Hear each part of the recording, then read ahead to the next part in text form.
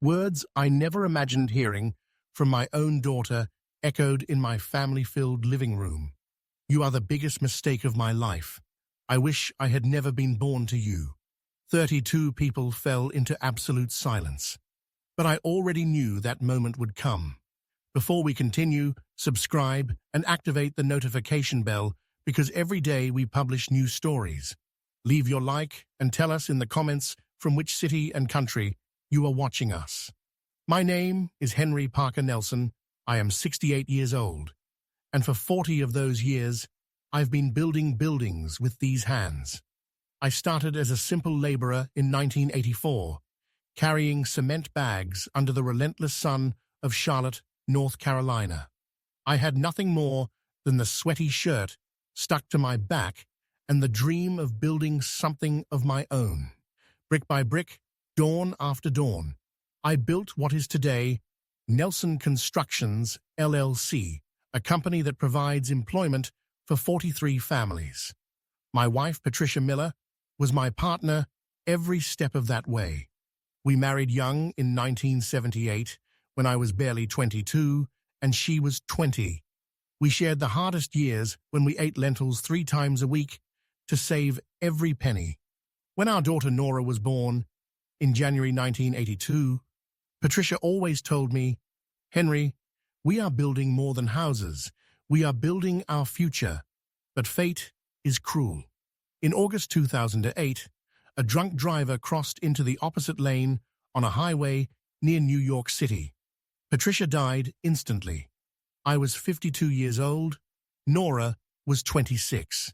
The pain was so deep that the only way I found to survive was to immerse myself in work. 16 hours a day, building, planning, supervising construction sites. Now, I recognize my mistake. I worked so much to not feel the emptiness that I neglected my daughter just when she needed me most. But I never stopped providing.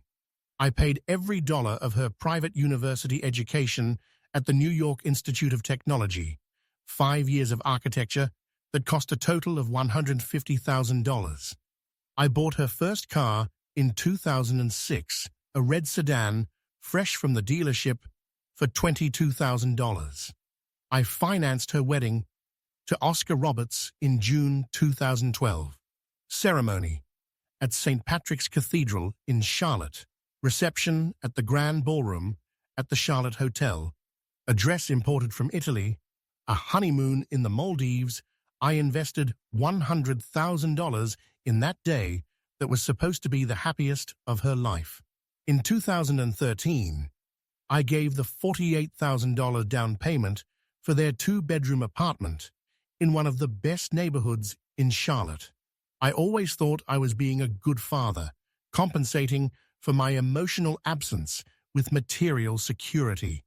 How wrong I was. On March 19th, 2024, Father's Day, I prepared everything with special care. I cleaned the house from dawn, placed white tablecloths on the large dining table. I cooked roasted beef tenderloin as my mother taught me. Perfect seasoning, homemade broth, perfectly cooked meat.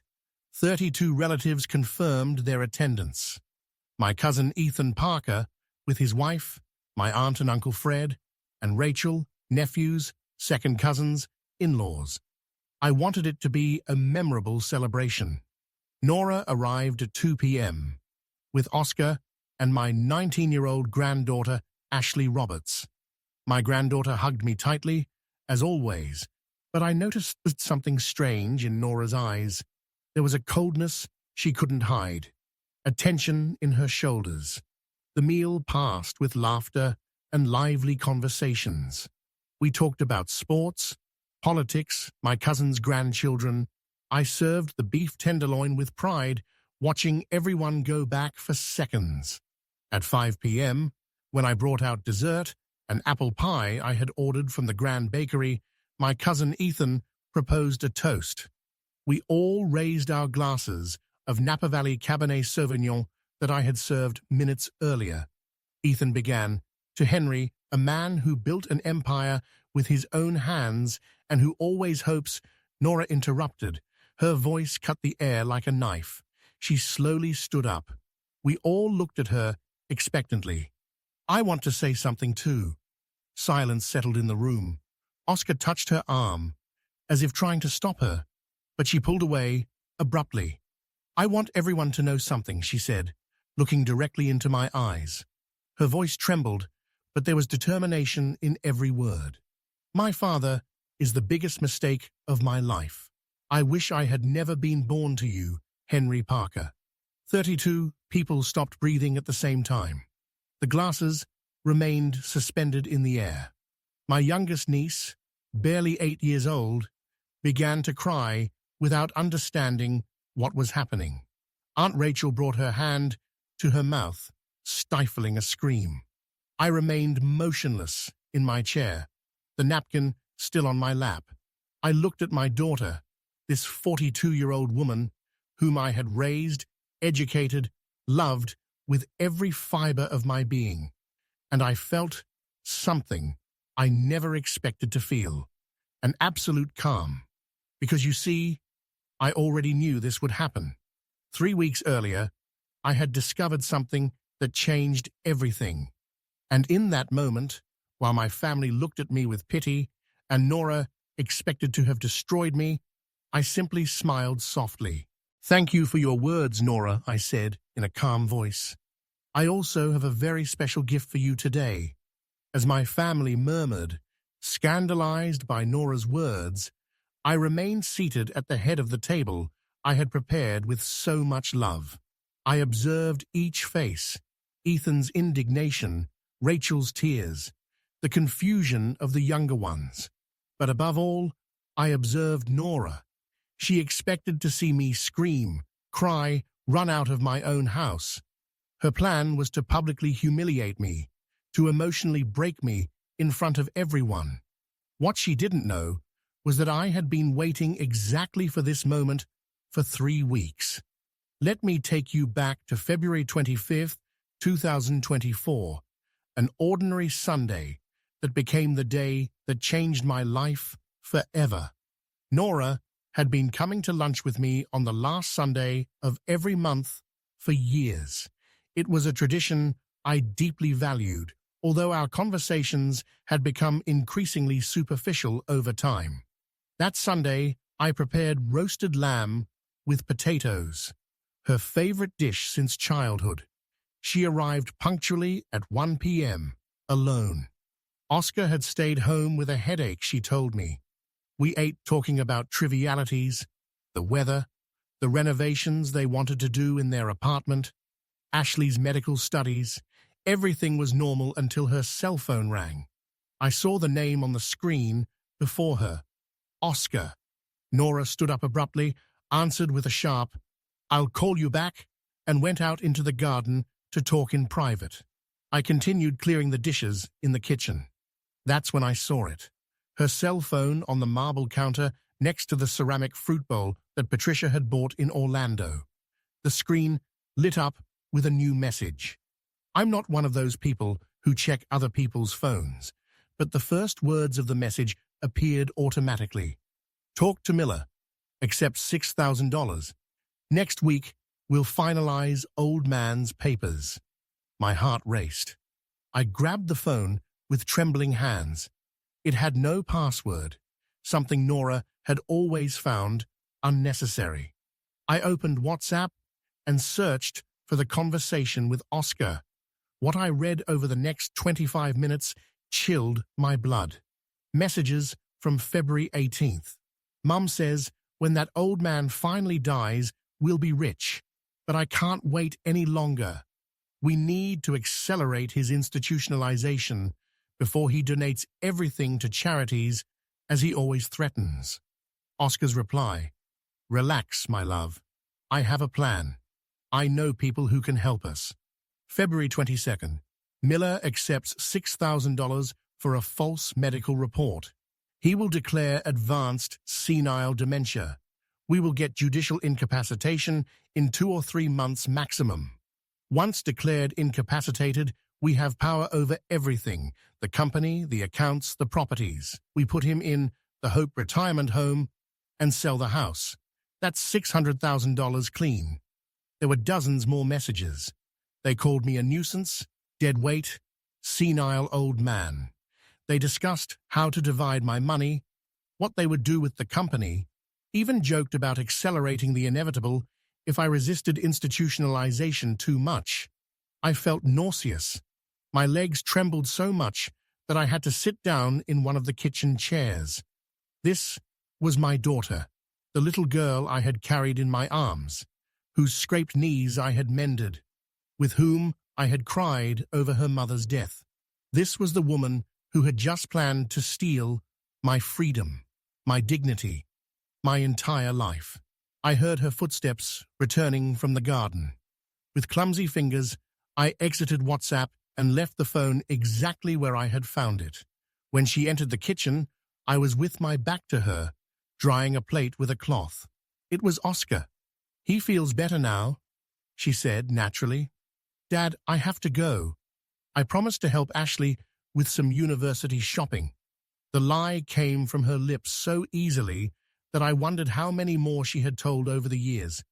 I walked her to the door, kissed her cheek, as I always did. She didn't even hug me back. When I closed the door, I leaned against it and let the tears fall. I cried for the daughter I thought I had and who perhaps never truly existed. I cried for Patricia, thanking her for not being alive to witness this betrayal. I cried for myself for having worked a lifetime only to end up being seen as an obstacle, as something to get rid of. But those tears only lasted that afternoon. The next day, when I woke up, something had changed inside me. Sadness had transformed into cold, calculated determination. If my own daughter wanted to play dirty, I would play smarter. I wasn't going to scream or confront her immediately. I wasn't going to give her the dramatic spectacle she was perhaps looking for. I was going to protect myself, document everything, move in silence like a chess player who already sees checkmate 20 moves ahead. On February 27th, Tuesday morning, I called Roger Davis, my trusted lawyer for 15 years. "Roger, I need to see you urgently, and I need absolute discretion."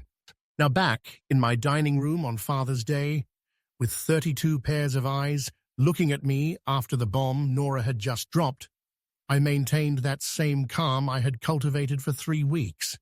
"I have a very special gift for you," I repeated, looking directly at my daughter. Nora blinked, confused. This wasn't what she expected. Oscar grabbed her arm, trying to get her to sit down again. But she remained standing defiantly, though visibly disconcerted. I slowly got up from my chair and walked over to where Ashley, my granddaughter, was sitting near the window, with tears rolling down her cheeks. I gently placed a hand on her shoulder. "Ashley, honey, could you do me a favor?" On my desk, second drawer on the left, there's a large brown envelope. "Would you bring it to me, please?" Ashley nodded silently and went upstairs to my study. The silence in the room was so dense that you could hear the ticking of the antique wall clock that had belonged to my father. As Ashley went upstairs, I poured myself a glass of water from the pitcher of iced tea I always kept fresh on the sideboard. I drank slowly, feeling each drop slide down my throat. I was not in a hurry. I had waited 3 weeks for this moment. I could wait 3 more minutes. Let me tell you what was in that brown envelope Ashley was bringing and how it came to be. On February 27th, 2024, 2 days after discovering the conversations on Nora's phone, I entered Roger Davis's office on Grand Avenue. His secretary immediately showed me in. Roger is a 62-year-old man with completely white hair, gold-rimmed glasses, and an impeccable reputation in Charlotte. We had known each other since he drafted the contracts for my first major project in 2009. "Henry, from your voice on the phone, I knew it was serious," he said, closing his office door. "Sit down and tell me everything." I showed him screenshots I had taken of the conversations. I had photographed every compromising message with my own phone before Nora returned from the garden that Sunday. Roger read in silence, his expression growing more serious with each line. "My God, Henry, your own daughter," he finally murmured. "This is conspiracy to commit fraud, attempted illegal incapacitation, possibly even extortion. We could file criminal charges." "I don't want to destroy her legally," I replied. "I want to protect myself and teach her a lesson she will never forget. I want her to understand the value of what she tried to steal." Roger leaned back in his leather chair. "Then we need to act fast, but with absolute intelligence. First, your will." We spent 4 hours reviewing every document. My original will, drafted in 2015, left everything to Nora as sole heir. We signed a completely new one that same afternoon. 60% of my estate to Ashley, 25% to 3 charitable institutions, a retirement home in Asheville, a children's home in New York City, and the American Heart Association. 15% to Ethan, my cousin who was always by my side, even in the hard years. Nora was completely excluded. $0, 0 properties, 0 participation in Nelson Constructions, LLC. Second critical issue, Roger continued, the bank accounts, if they have your name as co-owner or beneficiary, can cause problems. On March 1st, Friday morning, I went to the Bank of America on Central Square. Mark Evans, my manager for 12 years, attended to me personally in his private office. "Mr. Nelson, how can I help you?"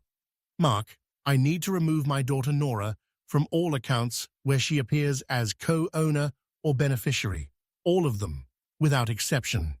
Mark blinked in surprise, but maintained professionalism. "Of course, let me check the system."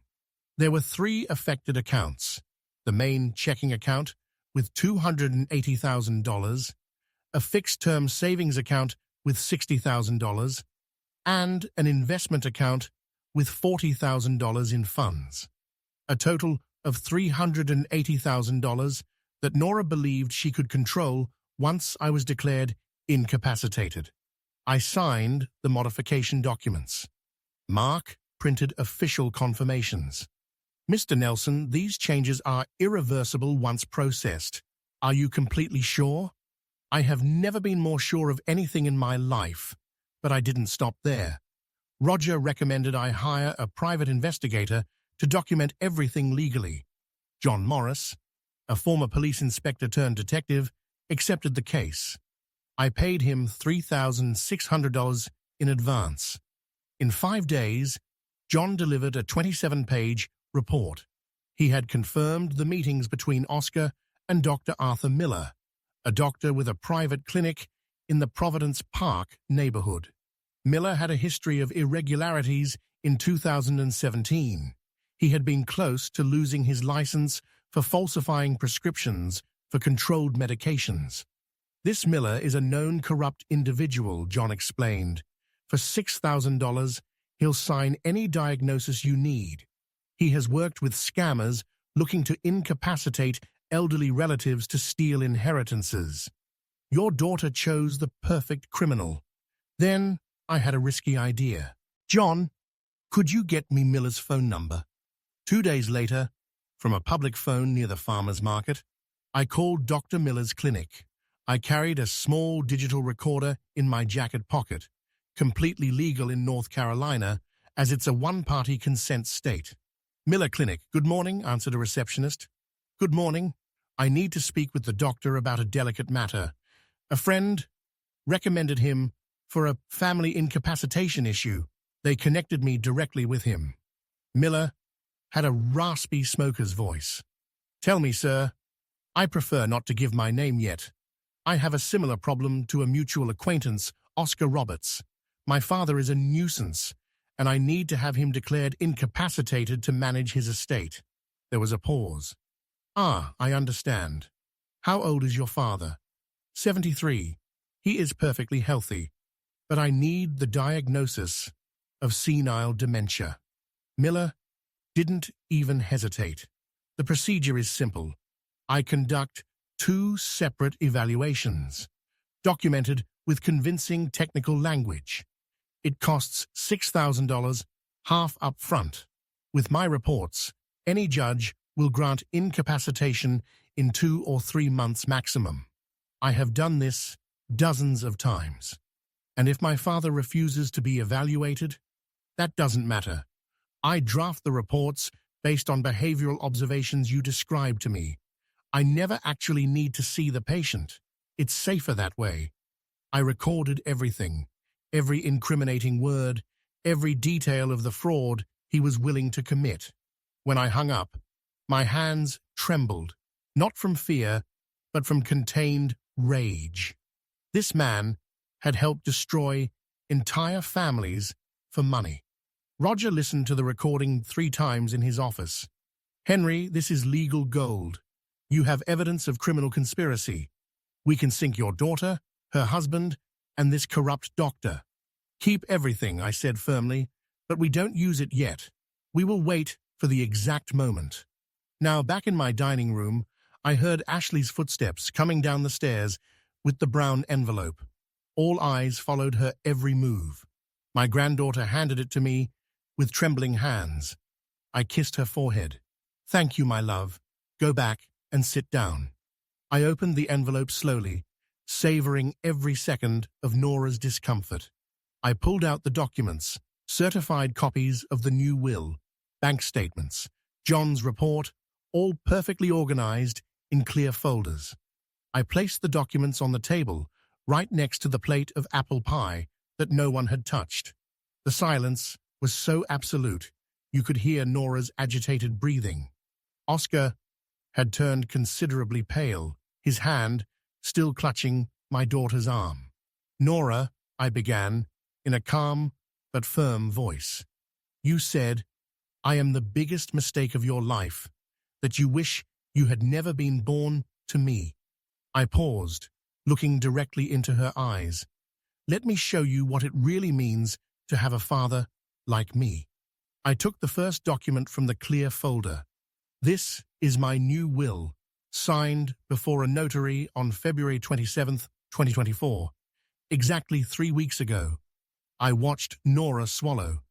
"In it, you, Nora Parker, are completely excluded from my inheritance.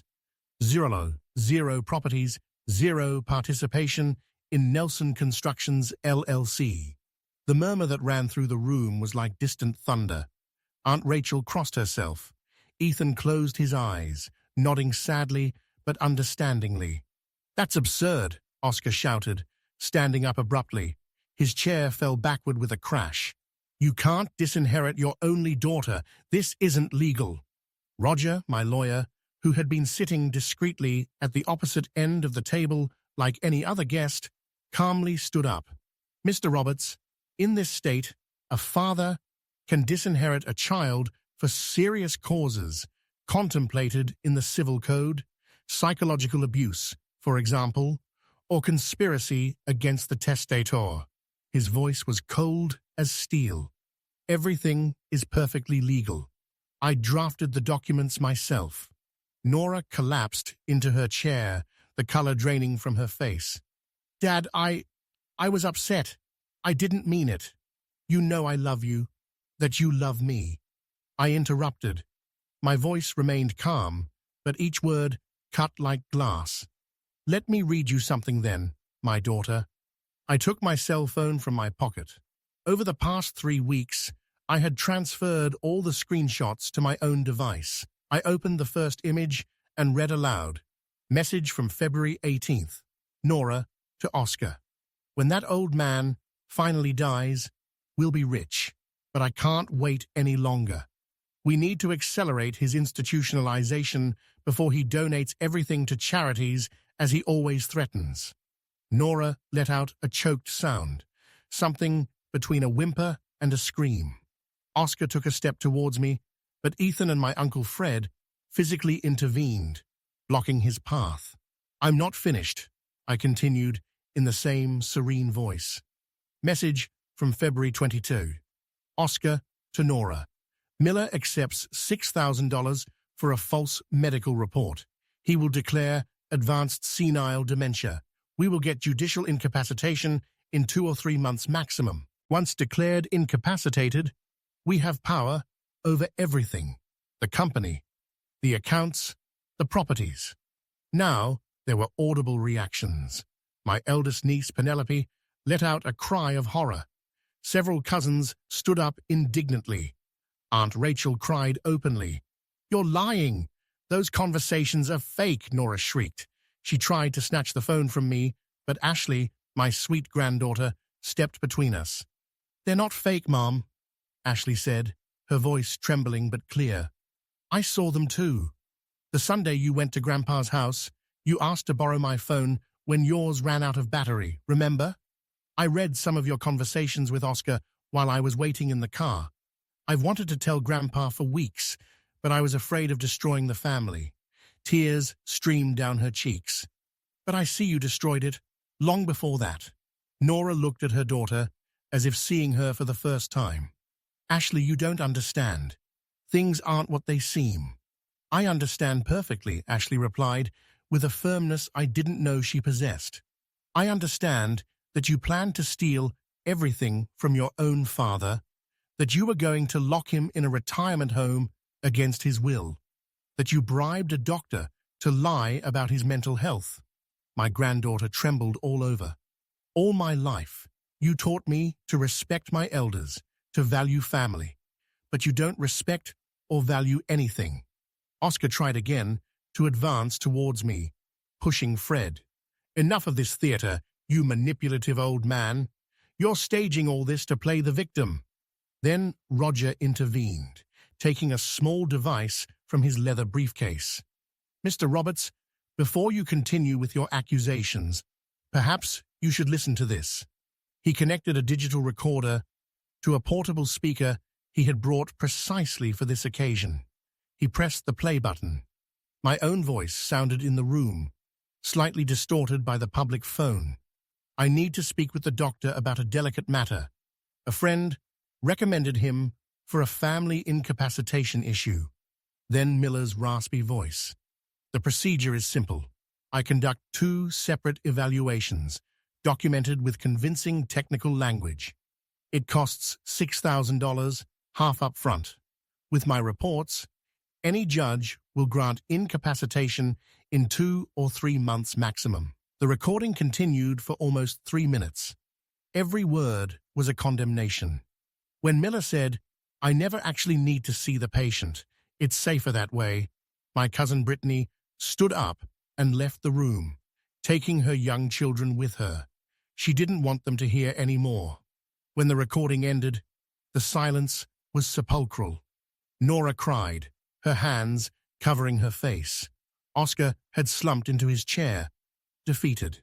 "This recording," Roger explained in a professional voice, "constitutes evidence of conspiracy to commit procedural fraud.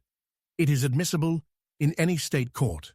Dr. Arthur Miller will be reported to the North Carolina Medical Board. He will lose his license, and you two could face criminal charges for attempted fraud and extortion." Nora sharply lifted her head. "Criminals? Dad, please, you can't do this. I'm your daughter. Think about Ashley, your granddaughter. You're going to send her mother to prison." I looked at Ashley, who returned my gaze with an expression that mixed pain and determination. She nodded slightly, silently giving me permission to do what I had to. I got up from my chair and walked to the sideboard where I had left my laptop. That same morning, I had deliberately placed it there, already connected to the HDMI cable that went directly to the 55-inch television mounted on the dining room wall. Some guests had asked me why I had the equipment on during a family lunch. I told them I was expecting an important video call from a foreign client.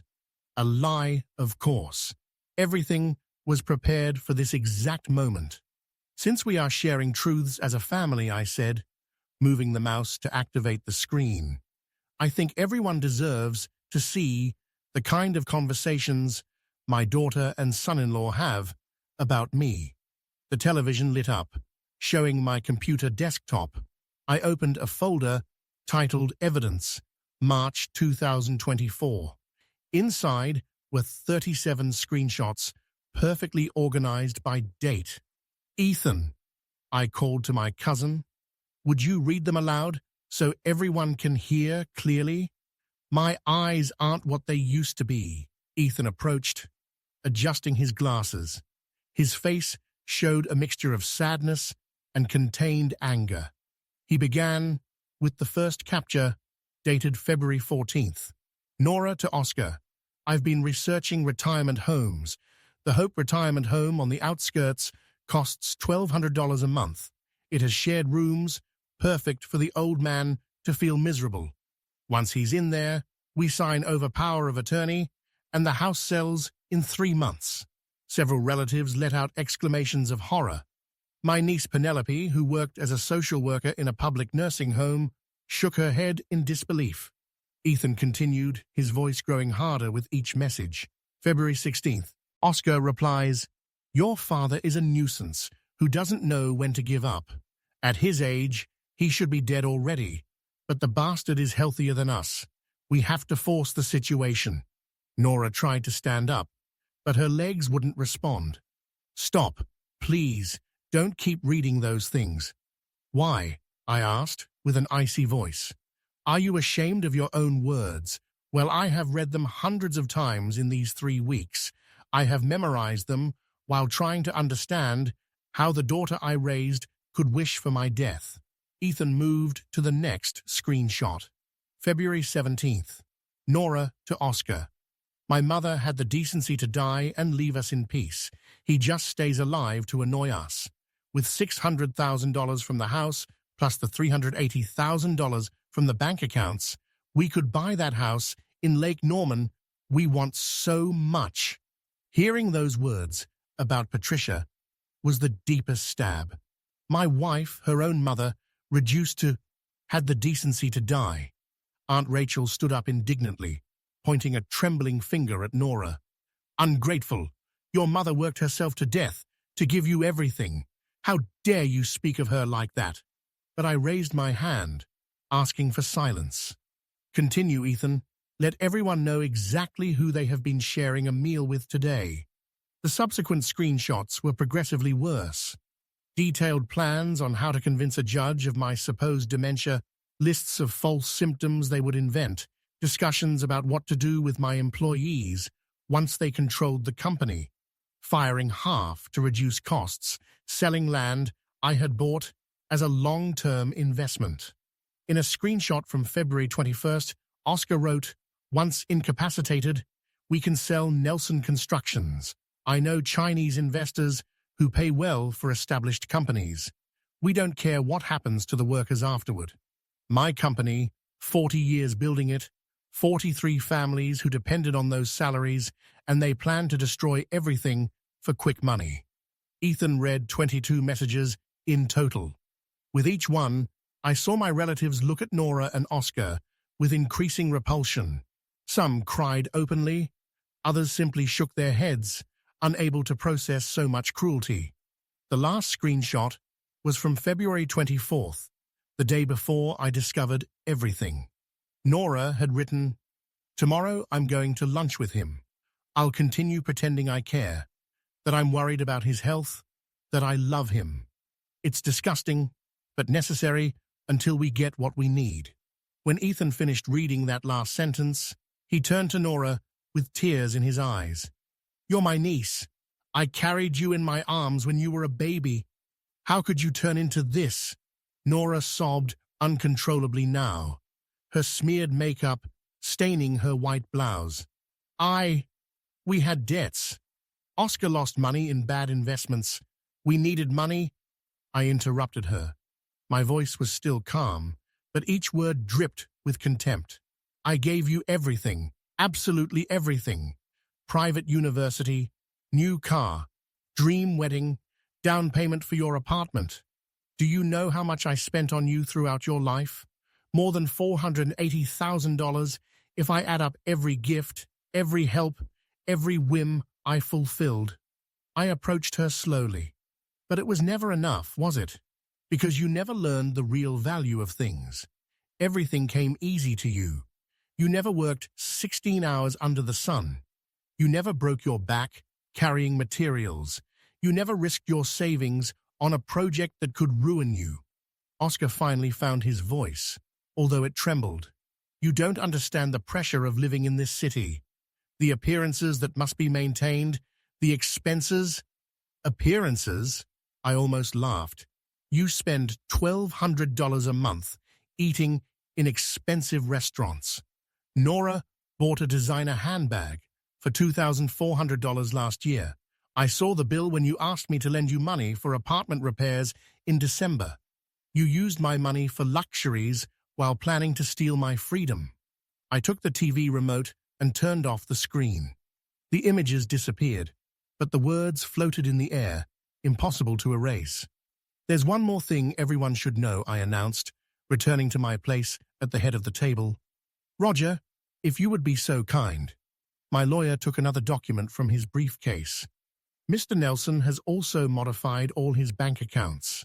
Miss Nora Parker has been removed as co-owner and beneficiary of the 3 main accounts, which total $380,000. She no longer has access to anything. I sat down again in my chair, feeling the weight of 68 years on my shoulders. I looked at the faces of my gathered family, some with compassion, others with anger towards Nora, all waiting for my next words. I needed to make them understand not only what I had discovered, but how we had gotten here. I want to tell you a story, I began, in a softer voice. The story of a man who made terrible mistakes as a father, but who never stopped loving. I closed my eyes for a moment, transporting myself to those distant days. Nora was born on January 12, 1982. She weighed 7 pounds, 1 ounce. Patricia had a complicated delivery. We almost lost both of them. When they finally let me into the hospital room and I saw that tiny creature wrapped in pink blankets, I swore she would never lack for anything. I opened my eyes and looked directly at Nora, and I kept that promise, perhaps too well. When you asked for a doll, I bought you 3. When you wanted to go to the movies, I rented out the entire theater for your birthday. Every whim, every desire, every craving was immediately satisfied. Ethan nodded, remembering, we all spoiled you. You were the family princess. But then came August 2008, I continued, feeling the familiar chest tightness that always accompanied the memory. Patricia went out that morning to buy ingredients to make your favorite meal, Nora. You were coming for dinner. A drunk man driving a truck at 80 miles per hour crossed the lane. The impact was instantaneous. The paramedic said she didn't suffer. The room was in complete silence. Even Nora had stopped sobbing. I was 52 years old. I had just lost the love of my life, and I didn't know how to handle it. My voice cracked slightly. You were 26, Nora. You had just been promoted at your architect job. You were building your own life. I thought you didn't need a broken father crying in your arms. I wiped away a tear that rolled down my cheek. So I did the only thing I knew how to do. Work. 16 hours a day, supervising construction sites, meetings with clients, trips to New York City to get contracts. Every night, I fell into bed so exhausted that I had no energy to cry. I turned work into my refuge, my escape. Penelope, my niece, spoke softly. We were all worried about you, Uncle Henry. You stopped coming to family gatherings. You declined invitations. You shut yourself off. I know.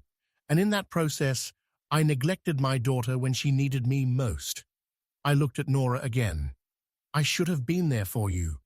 We should have cried together, remembered your mother together, healed together. But I failed you. That is my unforgivable mistake. Nora looked up, surprised by my admission. Dad, but I raised a finger. Recognizing my mistakes doesn't justify yours, because while I immersed myself in work, I never stopped fulfilling my responsibilities to you. When you met Oscar in 2010 and told me you wanted to get married, I didn't ask if you had savings or stability. I simply pulled out my checkbook. I took a meticulously prepared list from the brown envelope.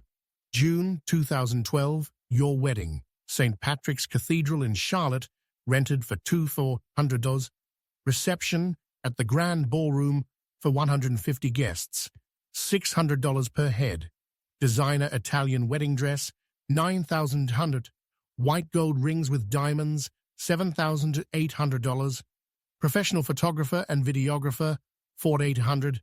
Honeymoon in the Maldives, 2 weeks in a 5-star hotel, $19,000. Total invested, $100,000. Oscar had turned completely pale. Everyone in the room looked at him with renewed contempt. 2013, I continued reading. You told me you had found the perfect apartment, but you didn't qualify for the full mortgage. I gave you $48,000 as a down payment. $48,000 that I had saved for years, representing months of getting up at 5 in the morning. I folded the paper and left it on the table. 2015. Nora loses her job. I give her $12,200 monthly for 8 months until she finds another job. 2017. Oscar's car breaks down. I buy them a used one for $14,000. 2019. They need to renovate the kitchen. I transfer $10,000. 2022. Ashley needs money for university tuition because you spent yours on a vacation in Greece. I paid $26,000 for her tuition. I stood up slowly, leaning on the back of the chair, adding everything up. University, car, wedding, apartment, constant help, birthday, and Christmas gifts. I have invested more than $480,000 in you throughout your life, Nora. The number hung in the air like an accusation. Several relatives whistled in disbelief at the amount. $480,000, I repeated. And still, you called me a nuisance. You wished for my death. You planned to steal not only my money, but my dignity, my freedom, my right to grow old in my own home with my own decisions. I walked slowly around the table. Perhaps I was an emotionally bad father after Patricia died. Perhaps I should have gone to therapy.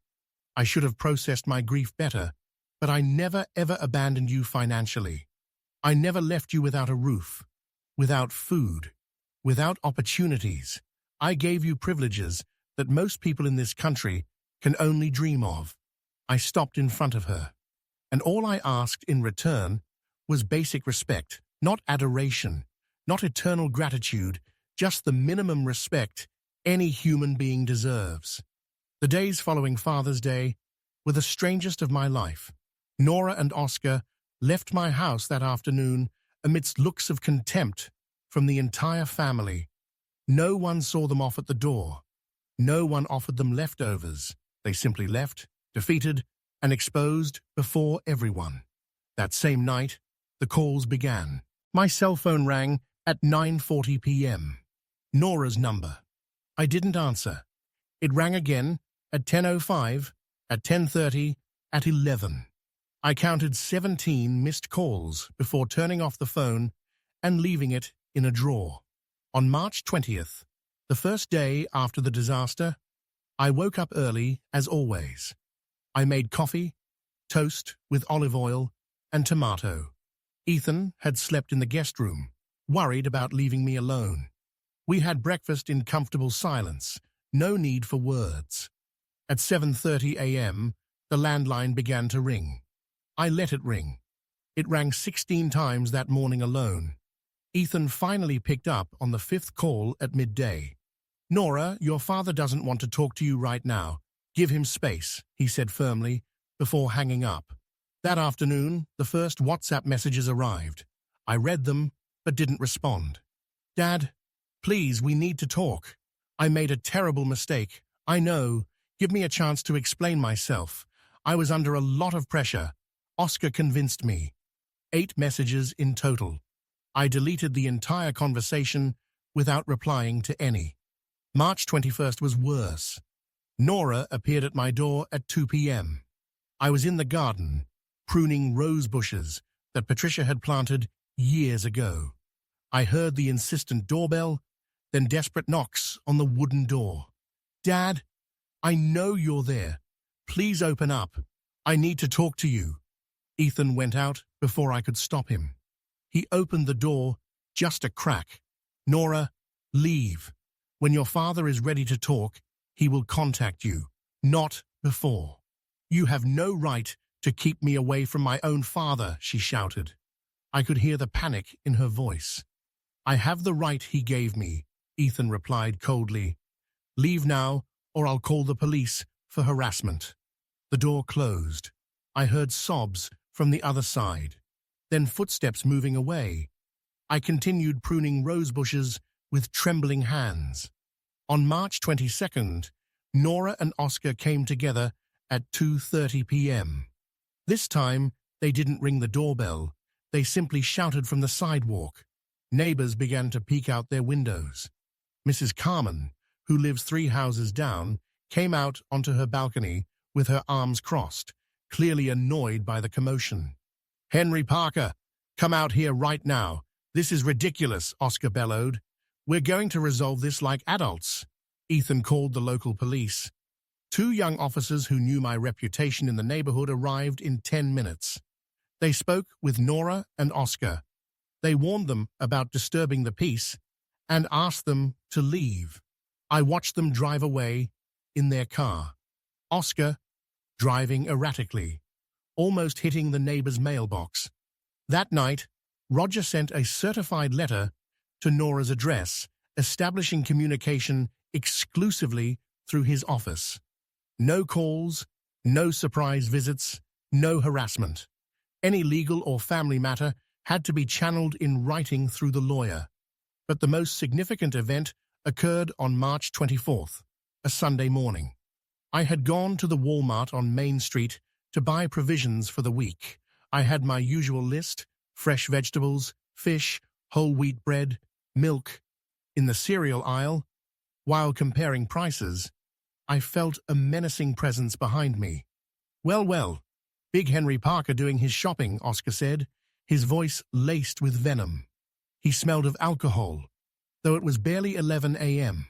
I turned slowly, remaining calm. In the inside pocket of my jacket, I carried the small digital recorder that Roger had given me specifically for situations like this.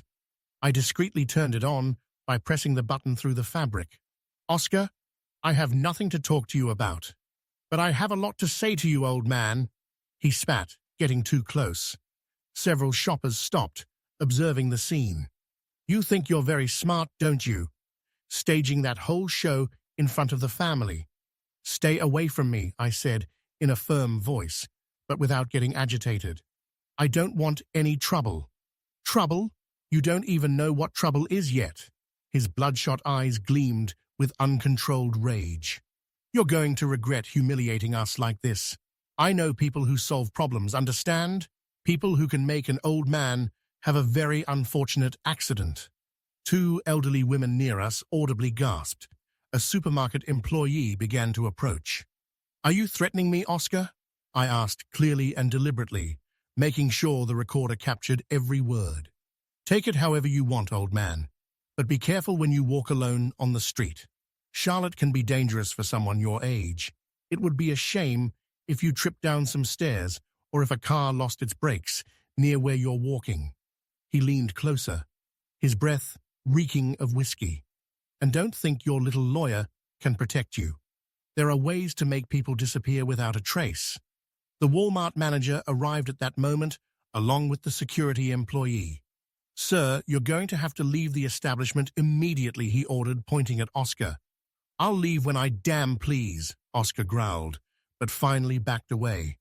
Before leaving, he pointed a finger at me. "This isn't over, Henry. We'll see each other again." When he left, my legs trembled so much that I had to lean on the shopping cart. The manager offered me water and a chair in his office. I called Roger immediately from there. "Henry, did you record everything? Every word?" Explicit threats of physical violence? Perfect. I'm going directly to file a restraining order. With these threats and the witnesses at the supermarket, we'll get it today. And so it was. At 6 p.m. on March 24th, a duty judge issued a restraining order against Oscar Roberts. He could not approach within 200 yards of me, my home, or my workplace. Violating it meant immediate arrest. But I made an additional decision that night, one that would have devastating consequences for them. I called Julian Ortiz, owner of Ortiz Distribution, a construction material distribution company where Oscar had worked as a sales manager for 5 years. Julian and I had known each other since 2005. We had collaborated on multiple projects. He was more than a business partner. He was a friend. Julian, I need to talk to you about something delicate, I told him that night of March 24th. My voice was tired after the incident at Walmart. It's about Oscar Roberts, your sales manager. There was a pause on the other end of the line. I'm listening, Henry. You sound worried. I told him everything. The discovered conversations, the fraudulent institutionalization plans, the threats from that morning. I emailed him copies of the screenshots and the supermarket recording. Julian listened in absolute silence for almost 20 minutes. My God, Henry, I had no idea that man was capable of something like that, he finally said. His voice had changed, hardened. Give me 48 hours. I need to review this with my legal department. On March 28th, I received a call from Julian. Oscar Roberts no longer works for Ortiz Distribution. I fired him this morning with justified cause. Conduct incompatible with company values and total loss of trust. The termination letter specifies that we cannot provide positive work references under any circumstances. Oscar earned $3,800 monthly in that position. It was the couple's only stable income since Nora had left her architect job in 2022, claiming professional burnout. Without that salary, they were financially ruined. But life continued, and I needed to focus on what was truly important, on who truly deserved my love and my investment. On April 5th, 11 days after the family disaster, Ashley knocked on my door at 4 p.m. I opened it and found her with swollen eyes from crying, a small backpack hanging from her shoulder. Grandpa, can I come in? I need to talk to you. I hugged her in the doorway, feeling her tremble in my arms. You are always welcome in this house, my child. Always. I took her to the kitchen and made hot chocolate, as I used to when she was little and came to visit me on weekends. We sat on the back porch, where spring flowers were beginning to bloom in the garden that Patricia loved so much. I've left Mum's apartment, Ashley began, her voice breaking. I can't keep living there after everything that happened. I've temporarily moved in with my friend Chloe from college. Mum knows you're here. I left her a note. I didn't dare tell her to her face. Ashley took a sip of chocolate, her hands wrapped around the mug as if seeking warmth. Grandpa, I need to confess something that has been gnawing at me for years. She paused for a moment, organizing her thoughts. Since I was 15, Mum used me. She constantly asked me to manipulate you, to invent false emergencies to get money from you. I felt a pang in my chest, but let her continue. In 2020, she ordered me to tell you I needed a new laptop for school, the most expensive on the market. You wanted to buy me a perfectly functional mid-range one, but she insisted that I cry and say all my classmates had better equipment, that I felt inferior. You spent $2,700. Mum sold that laptop 2 weeks later and kept the money to pay for a vacation on the coast. My heart sank. How many times did something like that happen? Dozens, Ashley whispered. In 2022, it was worse. She demanded I ask you for $24,000, claiming urgent dental treatment abroad. She said I had a severe infection that could only be treated in Germany, that it was a matter of life or death. I flat out refused. I told her that was robbery, that you were my grandfather, not an ATM. Tears rolled freely down her cheeks. Mom didn't speak to me for 3 whole months after that. She treated me as if I were invisible in my own home. Oscar called me a traitor. He said I was an unnatural daughter for not helping my own mother. It was the worst summer of my life. I hugged her tightly, feeling her pain as if it were my own. Ashley, you didn't do anything wrong. Quite the opposite. You showed more character and integrity than your mother will ever have. I feel so guilty, she sobbed against my shoulder. I should have warned you sooner. I should have told you what they were planning. But I was afraid of destroying the family, of you thinking I was exaggerating or lying. Listen carefully, I said, taking her face in my hands so she would look directly at me. You are as much a victim in all of this as I am. You were put in an impossible position. You were barely a teenager, facing the manipulation of 2 adults. You didn't have the tools or the power to stop them. We stayed like that for a long time, embracing on the porch as the sun began to set. Finally, when she calmed down a bit, I led her back to the kitchen. Ashley, there's something I want to show you. I went to my study and returned with a blue folder I had prepared the week before with Roger.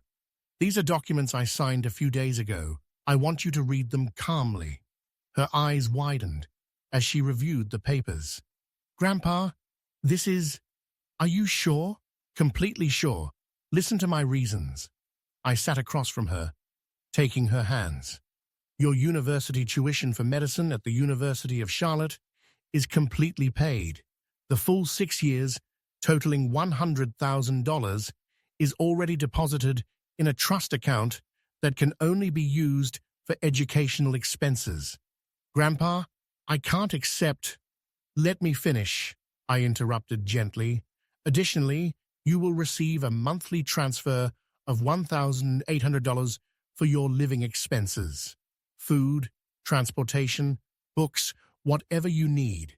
I want you to focus solely on your studies so you don't have to work part-time in cafes like so many of your classmates.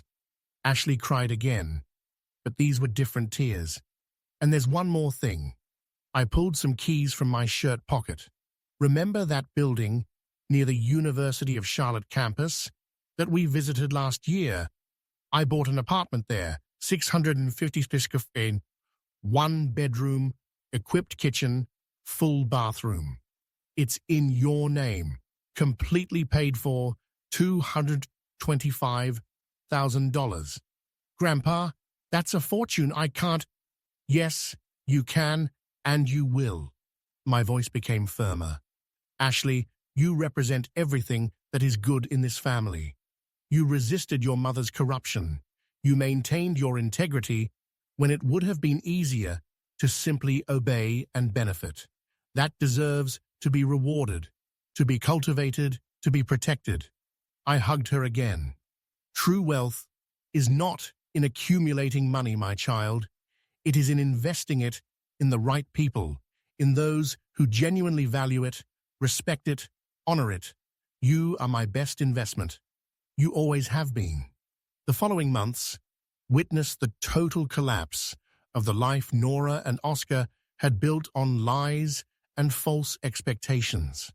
I did not actively seek information about their situation, but Charlotte is a small city where news travels fast, especially when it involves family scandals.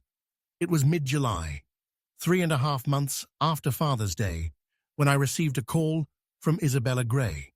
Isabella managed the apartment building where Nora and Oscar rented their 2-bedroom apartment in the Dilworth neighborhood. I knew her from the Charlotte Chamber of Commerce, where we occasionally met at business events. Mr. Nelson, I'm sorry to bother you with this, Isabella began, her voice uncomfortable. But I think you should know, Although I understand family relationships are complicated, your daughter and son-in-law have not paid rent for 3 months. That's $300 monthly. They have accumulated $300 in debt. I have initiated the eviction process. Thank you for informing me, Isabella, I replied calmly. But I will not intervene. Decisions have consequences. I heard her sigh of relief. She probably feared I would ask for clemency. I understand perfectly, Mr. Nelson. I just wanted you to know out of respect. Over the next few days, I learned more details. My cousin Brittany saw Nora in a thrift store selling clothes and accessories. My neighbor Anthony told me he had seen expensive furniture being loaded into a van from their building's entrance.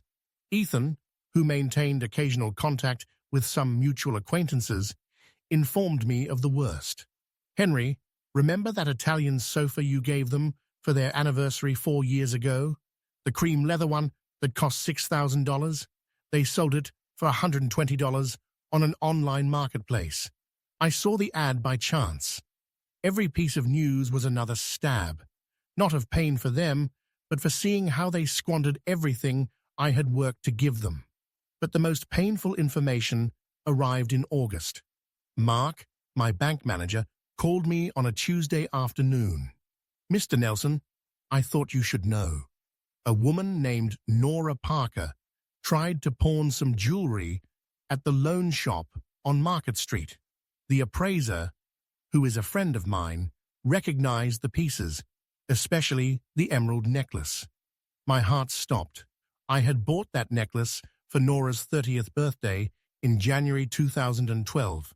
We had gone together to a high-end jewelry store in New York City.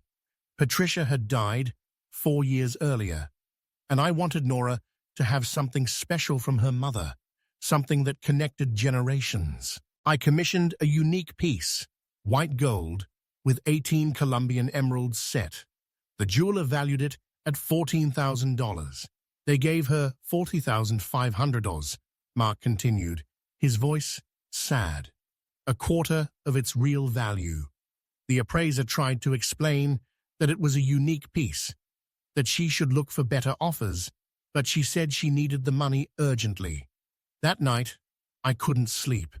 I imagined Nora entering that pawn shop, desperate, handing over the necklace that had meant so much, a necklace that should have been a family heirloom, passing from her to Ashley someday. Now, it was in the hands of strangers. It would probably be melted down and the stones resold individually. August brought more news. Oscar had tried to get jobs at least 5 companies in the sector. All rejected him. The story of his dismissal from Ortiz Distribution had spread like wildfire among Charlotte's business circles, business lunches, Rotary Club meetings, casual encounters on golf courses, all spaces where his name was now stained. Nobody wants to hire someone who physically threatened a respected 70-year-old businessman, Julian explained to me when we had lunch together in September. Oscar has burned all his bridges. Furthermore, the references we've given when called are technically true, but devastating. He met his minimum duties. We cannot recommend him for positions of responsibility. We would prefer not to elaborate on the circumstances of his departure. Meanwhile, no relative who was present on that Father's Day maintained contact with Nora. My cousin Penelope blocked her number after Nora called her crying, asking to borrow $2,400. Aunt Rachel simply hung up when she heard Nora's voice.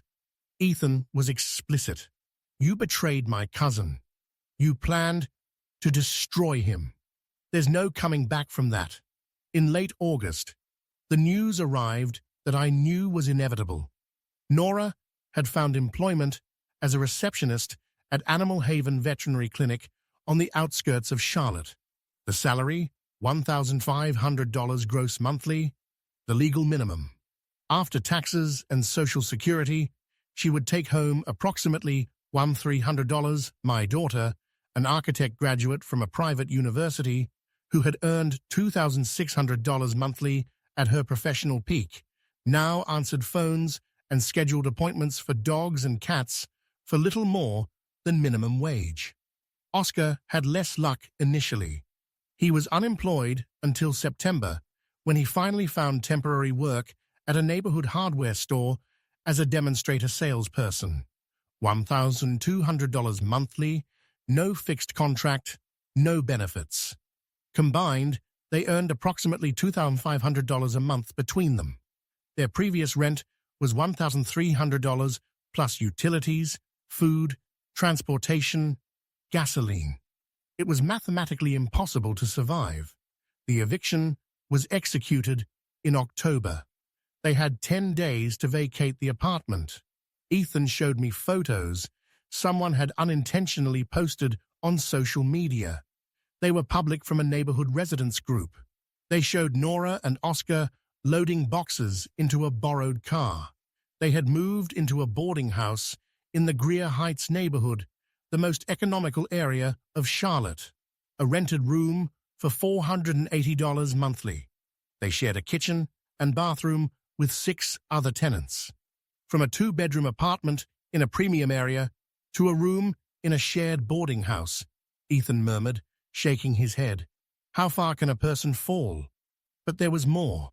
Through Ashley, who maintained minimal contact with her mother via sporadic messages, I learned that Nora and Oscar had massive debts. They had lived beyond their means for years, financing themselves with credit cards. Mum confessed they owe $27,000 in total. Ashley told me during one of her weekly visits in October. 3 different cards, all at maximum limit.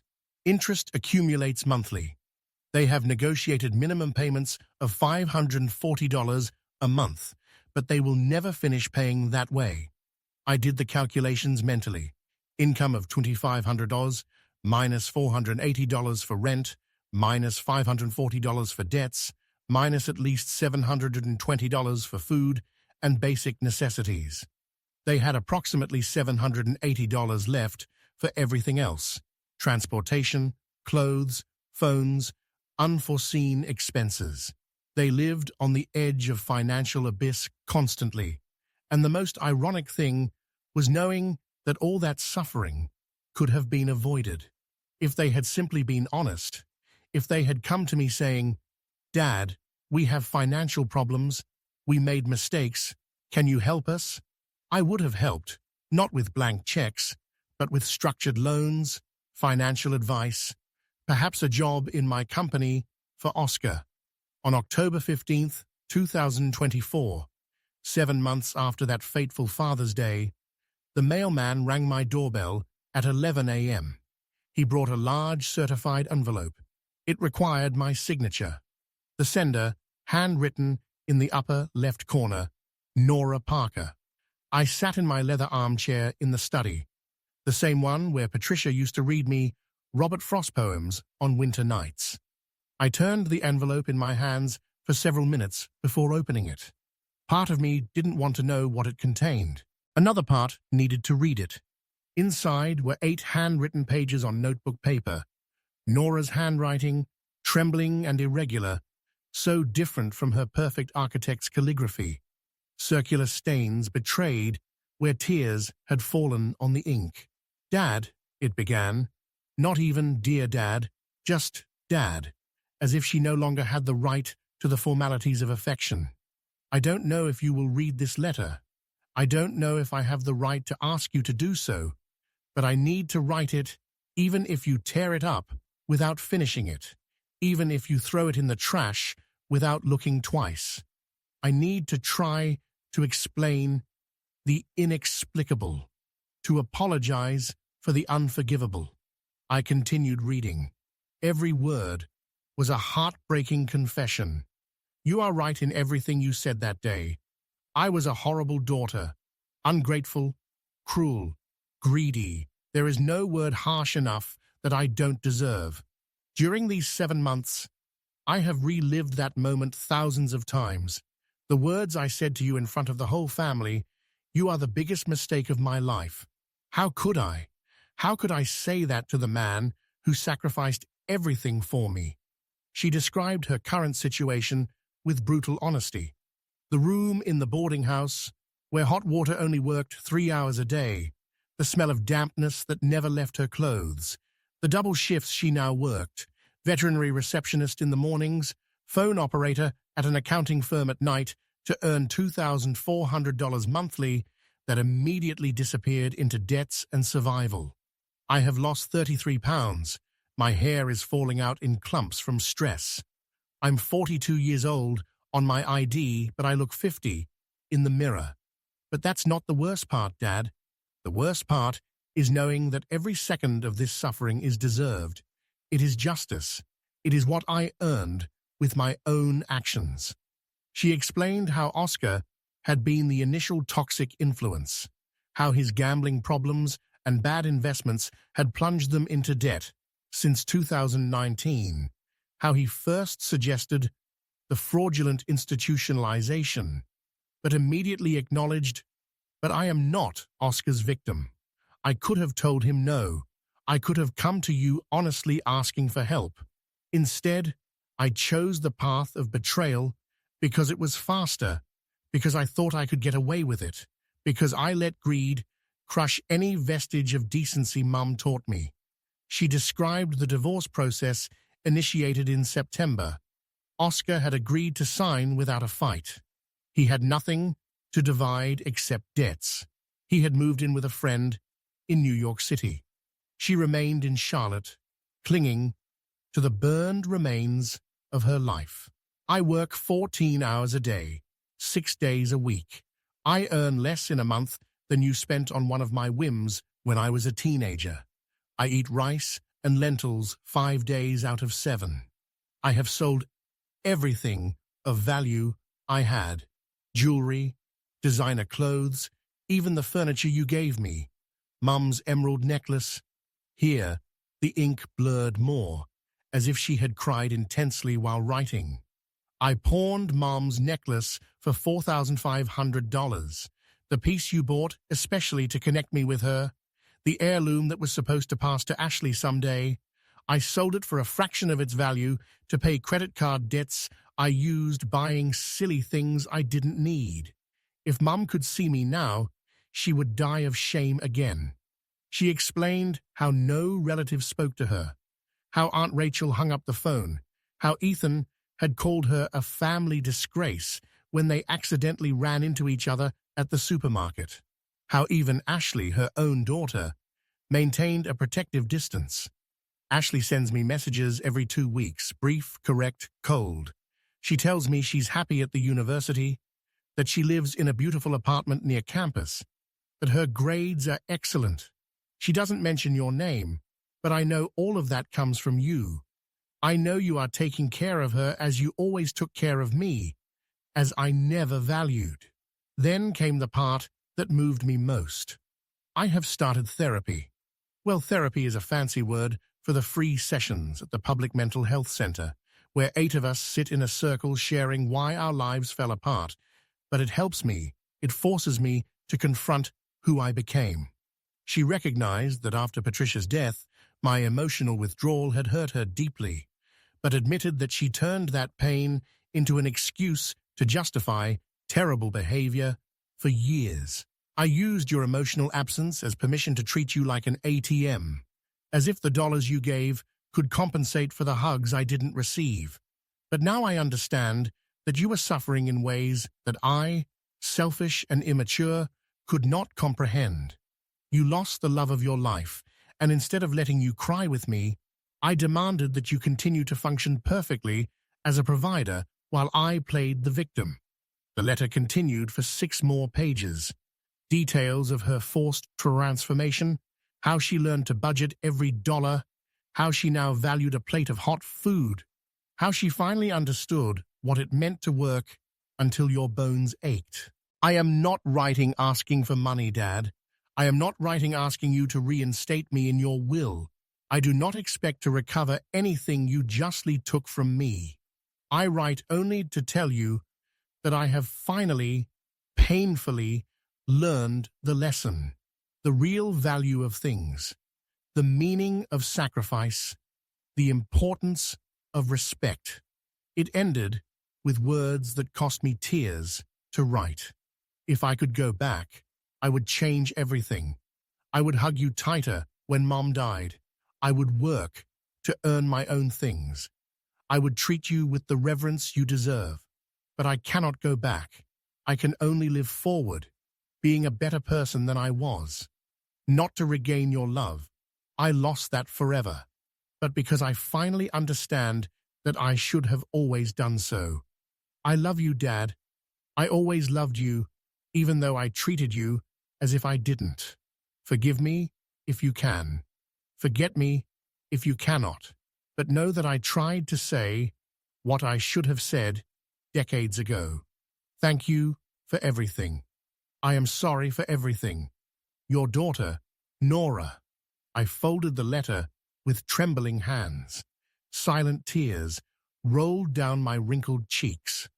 I cried for the daughter she could have been, for the lost time, for the lessons learned too late and in the hardest way possible. I spent 3 days reading and rereading that letter. Each time I found new nuances, new meanings between the lines, written with a trembling hand. On October 18th, I finally sat at my desk with my Mont Blanc pen, the same one I had used to sign my first major contract in 1993, and began to write my reply. Nora, I wrote, not dear daughter, not my child, simply her name, because our relationship no longer fit into the simple categories of affection. I read your letter. I read it many times, and I want you to know that I believe you. I believe your repentance is genuine, that your transformation is happening. But I need you to understand something fundamental. Believing in your change does not mean that things will go back to how they were. I continued writing for 2 pages, choosing each word with the same care I had used for 40 years, designing structures that had to withstand wind and time. I love you. That will never change. A father's love for his daughter is like the sun. It is always there, even when clouds hide it, even when distance makes it seem small. But love is not the same as trust. Love does not mean forgetting. Love does not erase consequences. I explained with a metaphor I knew she would understand from her architecture training. Trust is like glass. It is made from common sand, transformed by intense fire until it becomes transparent and beautiful. But once broken, no matter how much glue you use, how much time you invest in reassembling it, cracks will always remain. It will always be more fragile. Light will never pass through it in the same way. You broke the glass of our relationship. I can live with cracked glass, but it will never again be the crystal clear window it was. I explained my decision. I will not reverse the changes in my will. Ashley is my main heir, because she showed character when it was difficult to do so. The charitable institutions will receive their share because there are elderly people suffering abandonment, children who need opportunities. Ethan will keep his percentage because loyalty deserves reward. This decision is not perpetual punishment for you, it is recognition of who proved to be worthy. But I added something I had decided after much reflection. However, I will not leave you completely destitute. When I die, and at 68 years old, with a tired heart, that day is not so far off. You will receive $60,000. It is nothing compared to what you could have had, but it is enough to pay your debts and truly start from scratch. It is not an inheritance. It is a last chance I give you to prove if you have learned to value money earned through sacrifice. I continued explaining something crucial to her. The best gift I can give you now is not money, it is the opportunity to build your own life without crutches. Every dollar you earn working will teach you more than all the gifts I gave you in 42 years. Every bill you pay with your own effort will make you stronger than any check from me. I am letting you find your path, because that is the only way you will truly grow. I ended the letter with words that cost me tears to write. Perhaps in a few years, when you have proven not to me, but to yourself, that you have truly changed, we can have a coffee, talk like two adults who shared history and pain. We will not be father and daughter as before. That relationship died on March 19th, 2024. But perhaps we can be two people who respect each other, who understand each other's wounds, who coexist in peace. That is my wish for the future.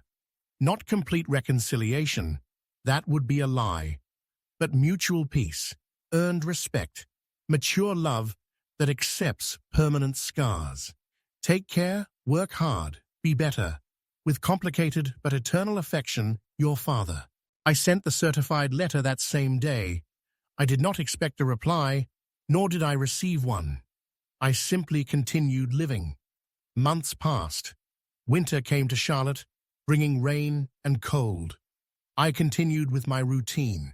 Company in the mornings, lunches with Ethan on Thursdays, Ashley's visits every Sunday. Life found a new balance, one that did not include Nora, but that gradually hurt less. And then, March 19th, 2025 arrived. Exactly 1 year after that Father's Day that changed everything. I turned 69.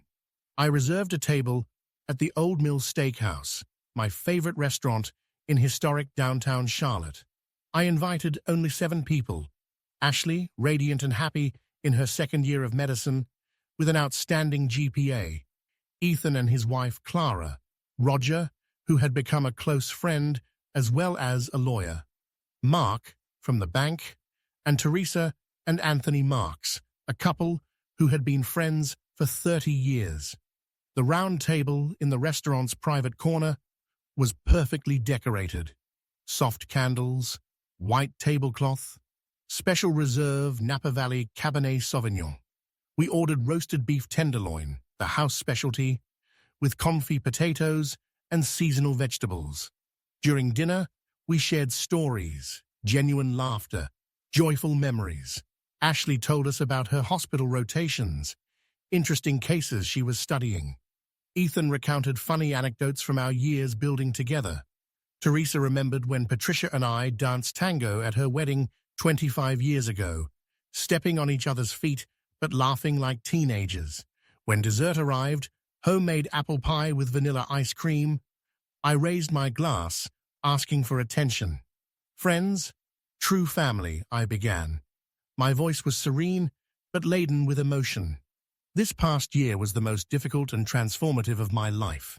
I learned lessons I hoped I would never have to learn about betrayal, about boundaries, about the difference between loving someone and allowing them to destroy you.